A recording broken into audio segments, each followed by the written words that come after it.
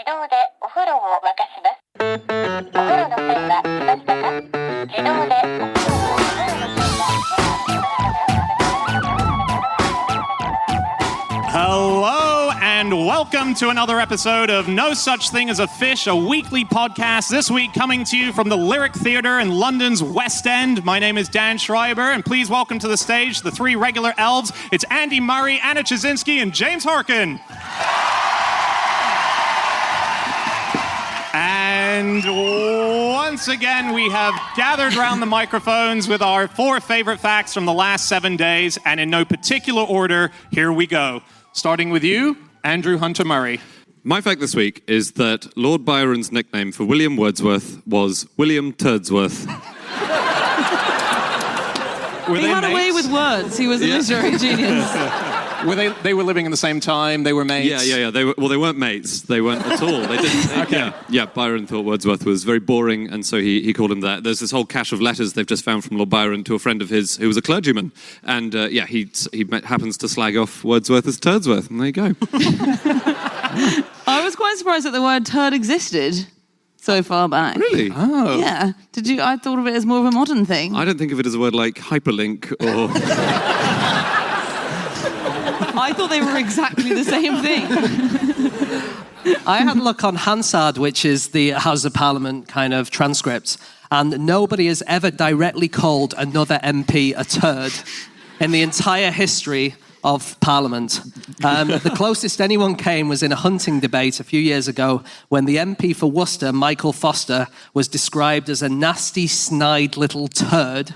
But in that case, the MP was quoting Harry Enfield, so he didn't do it directly.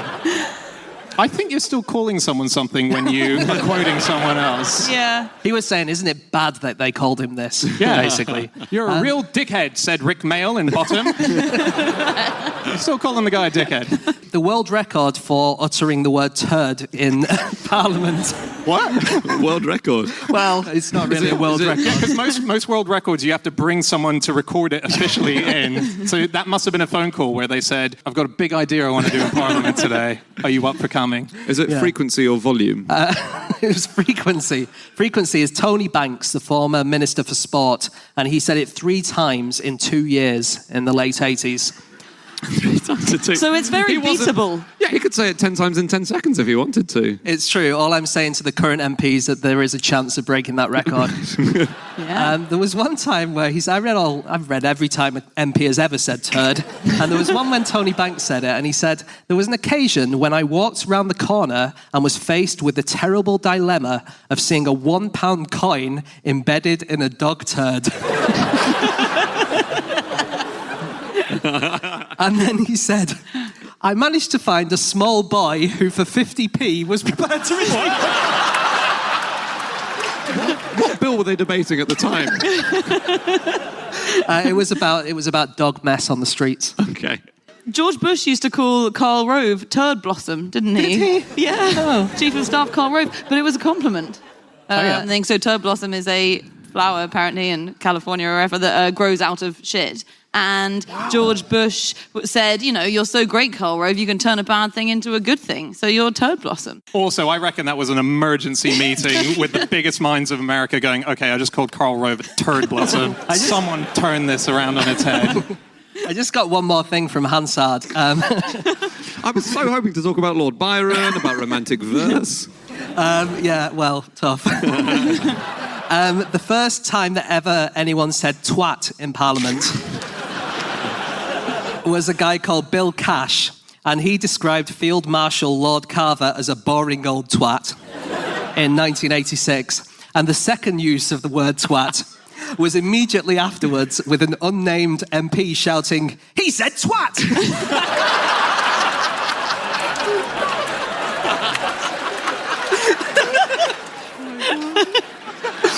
Does anyone have anything on Byron? No. Byron liked to insult his fellow poets a lot, didn't he? And in fact, all romantic poets had all these rivalries between them. But he said about Keats that he wrote piss-a-bed poetry, which I don't know what that means. Does it mean you wet the bed when you read it? Piss-a-bed was an old name for dandelion, so maybe it was another plant It just thing. doesn't feel, judging by the tone of it. I mean, he goes on to say... No more Keats I entreat, flay him alive. If some of you don't, I must skin him myself. There is no bearing the drivelling idiotism of the mankin. So I don't think he was calling him a flower. I don't know a plant called that, I must say. He also said that his writing was a sort of mental masturbation. Wow. I think he meant it, yeah. Yeah. I have quite a good thing on a literary feud which happened. So A.N. Wilson is a famous author, and he was writing a book about John Betjeman, this is decades ago. And so was another person called Bevis Hillier. And A.N. Wilson was so rude about Bevis Hillier's book, which came out first in a review. And when he was writing his a little while later, he got this letter from a mysterious French woman, which included this like gold dust for interviewers. It was a hitherto unknown copy of a letter from John Betjeman to one of his mistresses. And Wilson was so excited, and he printed the letter in full in his book, only for Bevis Hillier to reveal that he had sent the letter, and that it was an acrostic, and that the first letter of every sentence spelt out, A.N. Wilson is a shit.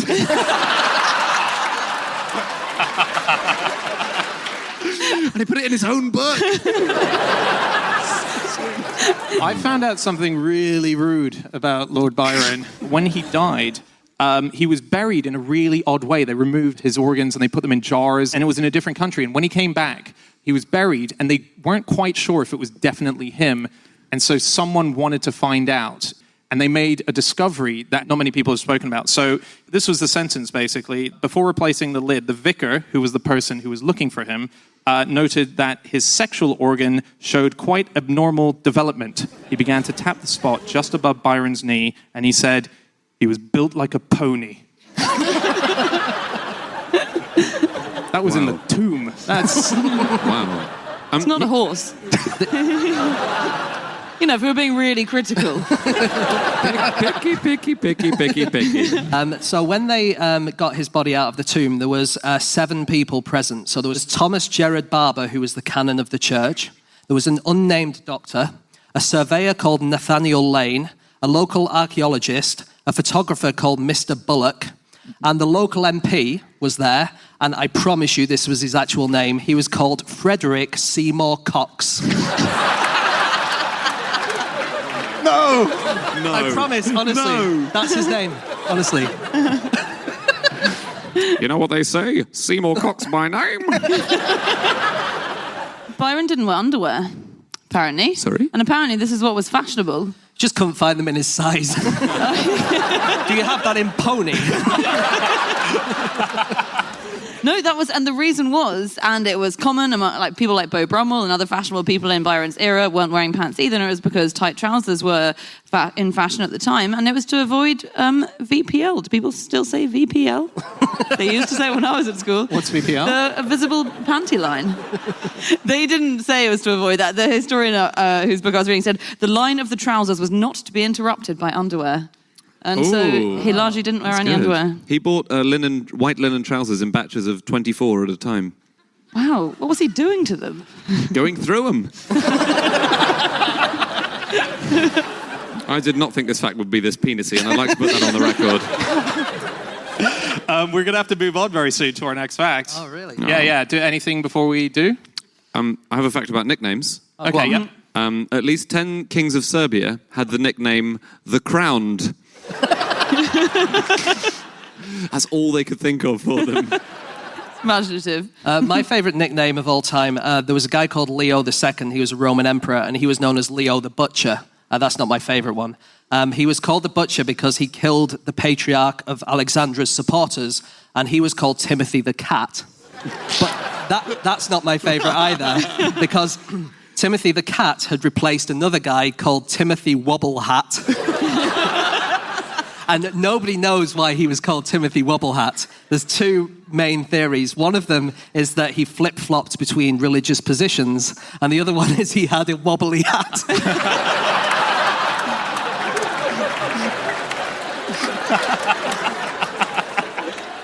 Okay, let's move on to our second fact. It's time for our second fact, and that is James Harkin. Okay, my fact this week is that if you grow a Kos lettuce on a spaceship, it tastes like rocket. Yeah, so this is the first ever lettuce that's been grown in space. It was a red romaine lettuce, which is also known as a cos lettuce. And astronaut Scott Kelly said it tastes good, kind of like arugula. And in this country, we call arugula rocket. It's weird that he didn't manage to make that leap, though, from arugula to the word rocket, as someone living on a rocket. They called it, apparently at the time, a giant leaf for mankind. Well, also, when they ate it, apparently, because they had to freeze half of them, I think, for sort of to return to Earth for study, see if they picked up any radiation or any microorganisms or anything. But they also, they ate the other half, and they were really happy with it. And they put extra virgin olive oil and balsamic vinegar on the leaves, but they had already cleaned the leaves with sanitizing wipes. I don't know why they bothered mentioning that, because that's just normal, isn't it? Do you know the thing that astronauts most like to eat in space? You'll know this. Almost every single astronaut who comes back from space says, so there's a bunch of staple meals that you get given in space, and I think they have their meals repeated every 8 days, so you've got 8 days worth of meals, and then you have to go back to the start. And the one that they all love is prawn cocktail, and they all rave about it. So Chris Hadfield, Jim Riley, Jim Lovell, they all say that shrimp cocktail is their favourite. There was one astronaut who said that because the astronauts choose their menus before they go out into space, so if you're out there for a year, you have to write down what you want. It's a big commitment. Whoa. And he said he has a word with the astronauts before they're about to go out to space, sort of saying, make sure you do the prawn cocktail because I'm not going to be giving you any of mine in space, and you're going to really, really want it. But apparently it's delicious. One thing they do like is really spicy foods or very flavoursome foods. Yeah. And the reason for that is because the blood goes into your sinuses because there's no gravity as such, and you can't really taste things properly. I did a radio show which we had Helen Sharman on earlier this year. Helen Sharman, first British astronaut into space. Yeah. Back to you, James. And she said that when she went into space, she was warned, basically the Russians are going to have loads and loads of garlic, and the Americans are going to have loads and loads of chili, and when you go up there, it is going to smell bad. And apparently you're warned not to say anything. When you go up there, just pretend that you can't smell it, because these people haven't seen a human for months and months, and the last thing they want to do is you come in and go, fucking hell. Someone open a window. You know how if you go into places like the Science Museum or anywhere that has astronaut-based products, you always buy astronaut ice cream? Astronaut-based products. Astronaut-based products? And Sainsbury in that section. Can you tell me where the astronaut products are? Well, try aisle 10, 9, 8.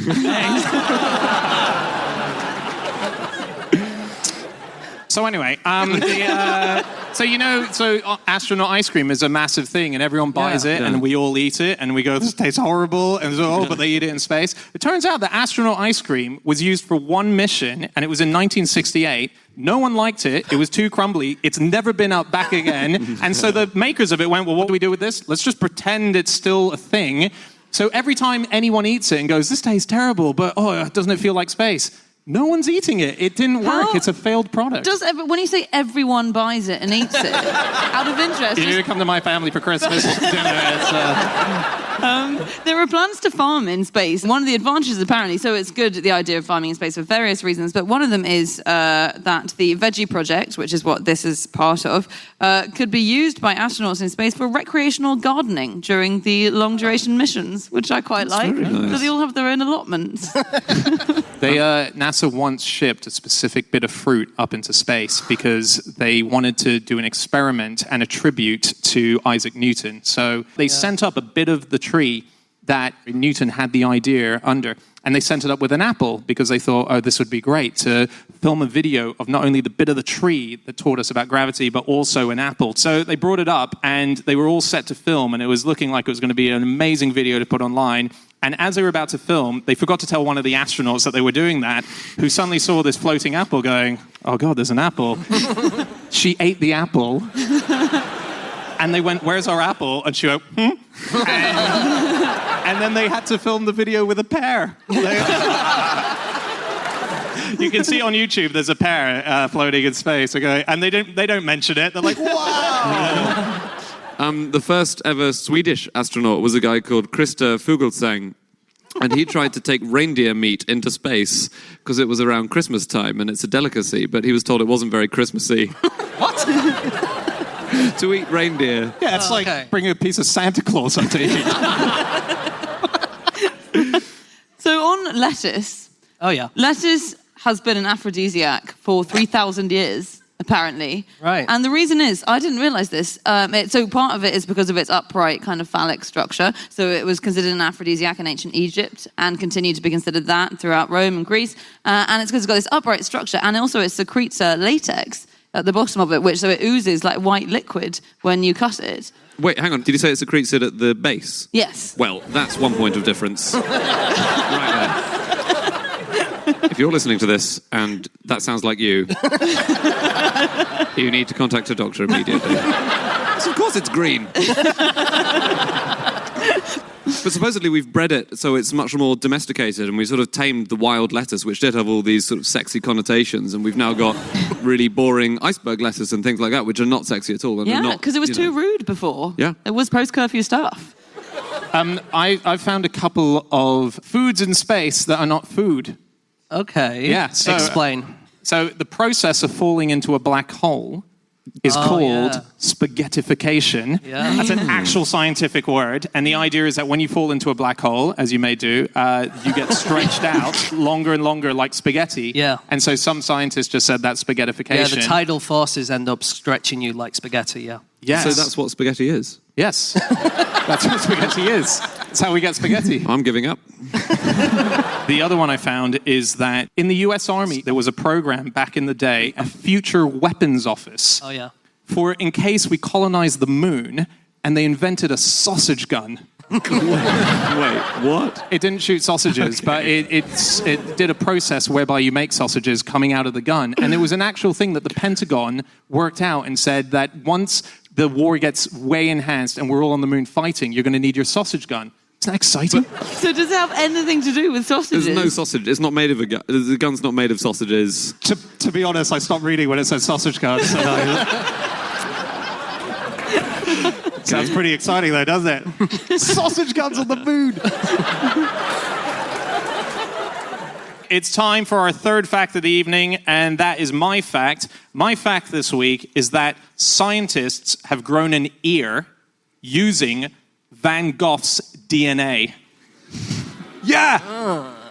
Okay, So so this is what it was. It was an artist decided that they wanted to do a project where they could regrow an ear, and they found on the back of a stamp some saliva from Van Gogh, and they used it, and they contacted one of the nephews, great-great-great-nephews of Van Gogh, and they managed to get some of their cells off them, and they created a kind of scaffolding, and they've regrown the ear, the left-hand side ear, that would have been sliced off when he sliced it off. That's amazing. Are we totally 100% sure that whoever it was that stole Van Gogh's ear in the first place hasn't been bearing this burden of guilt for the last 150 years and thought, I've got to let it out, and they've just put it on the market and said, I grew it. But no one knows what happened to it, right? Was it not supposed to be given to a prostitute or something? Well, yeah, so it's thought that he gave it to a prostitute, but there's another theory that Gauguin chopped it off. So I think Gauguin was living with Van Gogh at the time, and I think Van Gogh liked Gauguin more than Gauguin liked Van Gogh. And Gauguin was also like an ardent fencer, and they used to have a lot of fights. And so people have pieced together this information and thought what happened is they had a fight, Gauguin chopped Van Gogh's ear off, and then Van Gogh was such a needy, weird housemate, and Gauguin wanted to move out anyway, and he was like, it's all right, I won't tell anyone. I'll just say that I chopped off my own ear, and I sent it to a prostitute. Will you stay if I do that? And that's a genuine theory. Yeah. I've had arguments with housemates before. And it sounds plausible. You can get a disappearing ear Van Gogh mug. When you pour in hot water, his ear disappears. Oh. And it's replaced by a bandage. It's really cool. Oh, that's really cool. I think I'm saying it wrong. It should be Van Gogh or something, but... Van Gogh. Yeah. Yeah, so it's very hard to say his name. A very old thing that happened on this episode was that I once said, in effect, Van Gogh, because that's what I thought his name was. And then I got a tweet when the show went out, and I just want to read you the tweet. Episode 28 at 10 minutes 55 seconds. Why did you incredibly stupidly and ignorantly say Van Gogh instead of Van Gogh? And then I wrote back to him because I got really angry, but I wrote back to him saying, sorry, and wait till you hear how I say Covent Garden. What I wanted to say was, Gogh, fuck yourself. So, on ears, Yeah. Yes. a woman recently grew an ear on her arm, and that was because she'd had a kind of skin cancer that meant her ear she didn't have an ear anymore, and she wanted to regenerate her ear, and so it was grown on her arm, as does sometimes happen. So there's another guy in China, I think, who had a nose grown on his forehead, which, if you Google image it, is very impressive, and, you know, it was used to replace his nose a couple of months later. Anyway, this woman had an ear grown on her arm, and it was in order to be transplanted back onto where her ear should be a couple of months later. So the surgeon who did it said she had some fun with it. If the kids got into trouble, she'd roll up her sleeve and say, "Tell it to the arm." In 2009, this is a news article, doctors have saved a woman's severed lobe by stitching it to her bottom. Julia Schwartz's right ear was bitten off by her best friend in a fight over a lover. And they stitched it onto her ass and kept it there until they could put it... Because she had too much scarring there, they couldn't put it on straight away, so they stitched it onto her ass. But why the arse? It's about availability of blood vessels, isn't it? And availability of skin. I guess there's a lot of skin on your ass. All right. There was someone else who... There was someone else. I really enjoyed this, and I can't remember what paper it was in. But it was someone like a design, a mechanic or something, who cut off the tip of his finger or half of his finger and had to have it regrown. Again, they thought, let's try and regrow this on a part of your body so that it gets fed by the blood vessels and so that the muscle can regrow and the skin can grow around it. And so they sewed his finger onto his stomach. But I think I read this article on maybe the Huffington Post, and on the picture of it, they've blacked out, like you would if someone was showing their penis or something. They've blacked out the bit where you see the finger grafted onto the stomach, and then you can only see it if you scroll right down to the bottom, and there's a big black box over it. And I think because it does look a bit phallic, but it's not a penis, it's just a finger on somebody's stomach. When you say it looks like a penis, does it have white stuff coming from the base? I was when I was looking into Van Gogh. There's a theory. There's an actual theory that he used to paint at night with candles on his hat so that he could see in the evening. And his nickname was Flamey Hat. There are many theories as to why. Can I mention another thing about this ear, which is please. really exciting? So because it was done by an artist, you can actually visit the ear that's been grown. It's in New York City. And they've done it in a way that you can talk to the ear, and I don't fully understand the science of it, but It can't hear anything, by the way. well, from what I gather, when you talk to it, the ear kind of slightly moves in a way that it's going, no. Kind of like it responds to what you're saying. And the first person to speak to this ear when it was initially debuted in Germany was Noam Chomsky. What? Yeah, so Noam Chomsky went, and then the ear went, what? And we don't know what he said. But the really cool thing about this work of art is that it's called Sugar Babe. The idea is that it's about there's a philosophical argument called the ship of Theseus, right? Which is, if you replace every bit of a ship one by one, at what point is it no longer the original ship? And this applies to the band The Sugar Babes. I have something so cool on acoustics, which I didn't know, and which sounds only Tennessee related, but you know, hearing trumpets, ear trumpets, that they used to use before hearing aids were invented. The reason they were invented, it was in the 17th century, and it was because Puritan couples in America, when they went out to dine with each other, they wanted to have private conversations, but they had to sit opposite each other because there was no intimacy allowed. And so they sat opposite each other, but they wanted to have private conversation, raunchy, chats or whatever. And so the ear trumpet was apparently invented in order that you could be sitting there with your boyfriend and he could be saying into this end of the trumpet, I really want to have sex with you. What? I wish that all adult chat lines were staffed by women with ear trumpets. Can I tell you one cool thing about ears? Yes, please. Butterflies have ears on their wings. Okay.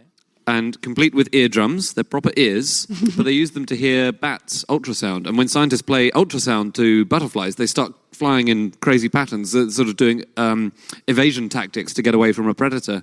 And butterflies evolved at the same time that bats developed the ability to use echolocation and develop their big ears. And the theory is that butterflies started flying in the daytime to avoid bats, or, in other words, bats invented butterflies. Yeah. Let's move on to our final fact of the show, and that is Anna Chazinski. Yeah, my fact is that the larger Pacific striped octopus catches its prey by sneaking up behind it and tapping it on the shoulder. This has only just been documented, this behavior. Well, it was actually documented once in the 1970s, and a biologist wrote a report on it. No one believed it, and so it was ignored, and it's only just been rediscovered, the behavior of the larger Pacific striped octopus. But the way that it hunts is, it sneaks up. It's called a slow bounce. So it's like a grandmother's footsteps, and it like sits there hiding on the sand. It's only small, it's only a few inches big, and it's chasing a shrimp, and it will like sneak a bit further and further up behind it when the shrimp can't see, and eventually, when it's close enough, it gets one of its tentacles, or its arms, or its legs, or whatever you want to call them, and it gets its leg around the front of the shrimp, and it prods it here, and then the shrimp's like, oh fuck, there's a predator here, and it rebounds right back into its mouth. And that's how it does it. That's amazing. It's so That's good. so cool. Look it up. There's a video of it, which is excellent, of an octopus sneaking up on a shrimp. Another thing octopuses do, this is so cool, they fling sand or debris in each other's faces when they're fighting. So you know scenes in films where the villain throws some sand into the hero's eyes. They do that. When in a movie does that happen? Oh my God, Dan, every movie. Have you not seen the good, the bad, and the octopus? But they do it with shells and debris, like hard shells and debris as well. So they have a kind of water ejector system, which means they pick up a shell and they propel it with this water ejector system at their enemies and knock them unconscious. So yeah, this is actually amazing. You mentioned this ages ago in the office. So they throw a shell, and then they have this water pistol that launches the shell behind it, so it picks up speed like a bullet towards... I mean, like a sausage bullet? like a moon sausage bullet. They also, by the way, they carry armor with them. So if they're going into battle, or if they predict battle may happen to them, they carry coconut shells, often 2 at a time, and they will travel on the seabed. So their enemies think they're a horse. Yes. But they genuinely have coconuts, and they have the shells, and then as soon as the enemy start attacking, they'll bring the coconut shells up over them. Like, I swear to God this is true. I know. It is amazing to That's watch. so Again, cool. videos of that aren't there, and they pull the coconut shells in to create one coconut. But if you try to drink the milk from inside it, there's an octopus. They seem to have personalities, octopuses, and lots of scientists say that if you watch an octopus, it watches you back. One scientist, he had teased the octopus, he'd offered it a fish, and then he'd really quickly taken it away again, right? And then when he got into the office the next day, as soon as he walked through the door, the octopus had been waiting in its tank and squirted him with this water funnel, with a huge jet of water. However, there were already loads of splashes of water on the wall, which implies the octopus had been doing target practice at the scientist's height and was just waiting for him to come in the morning so he could get him with water. Isn't that incredible? Yeah, that's Wow. amazing. Well, the endless conundrum with octopuses is that they hate each other. They like to be solitary, except for the larger Pacific striped octopus, by the way. If there's one here, they're really sociable, but that's really weird. They're the first species that's been seen to be sociable. So actually there was in the experiment that my fact was about, one of the scientists said, it was really amazing watching them. They're so sociable. I put 2 in a tank together and they didn't kill each other. But most of them hate each other, but they have to have sex in a very intimate way, which is quite unusual for animals like that. So the way they have sex is they insert their sort of penis arm into the woman's Let's pause you there a head second. hole. They have a penis arm. Yep. Everyone has a penis arm. That's what right or left-handed means.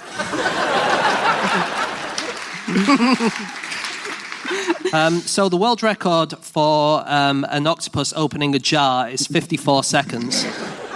And this all kind of started, there was an experiment at Seattle Aquarium where they gave child-proof bottles to octopuses to see if they could open them. And the first attempt for opening one of these by a Pacific octopus as well, called Billy, it took him 55 minutes to open it, or her, sorry. And within a bit of practice, she could open these within 5 minutes. But Roland Anderson, the lead researcher, said, "These results do not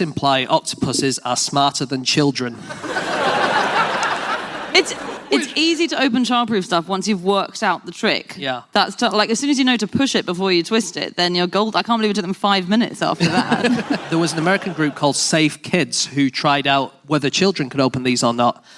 They gave the containers to the kids and said, we want you to open them, 3, 2, 1, go. And then the kids were asked to open them as quickly as they could.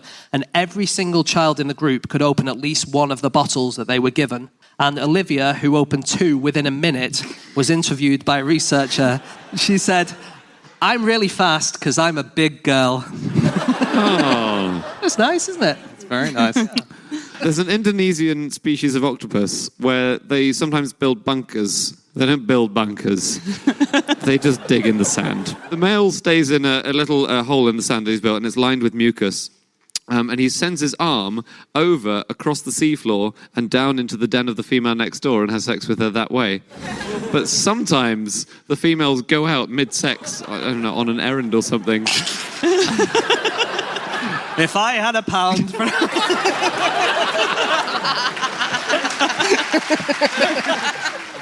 But we're never short of groceries in my house. So that's nice. And they accidentally drag the male along with them.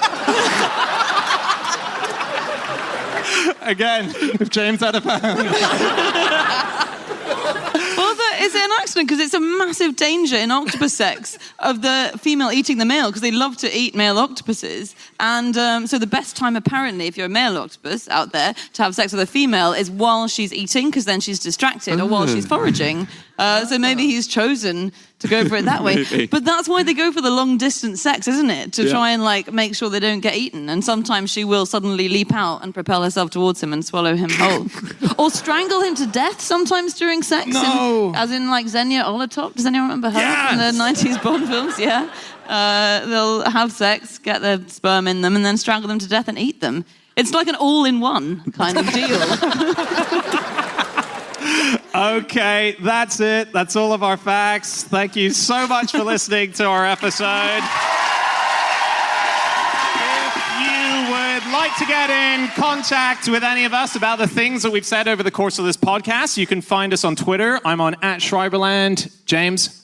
@Eggshaped. Andy? @Andrew Hunter M. Jasinski? You can email podcast@qi.com. Yep. You can also head to nosuchthingasafish.com, where we have all of our previous episodes. Also, as this episode goes out, it's the launch day of our vinyl, so it'd be awesome if you could get that. We will be back again next week. Thank you so much for being here, guys. We'll see you again next time. Have a good night.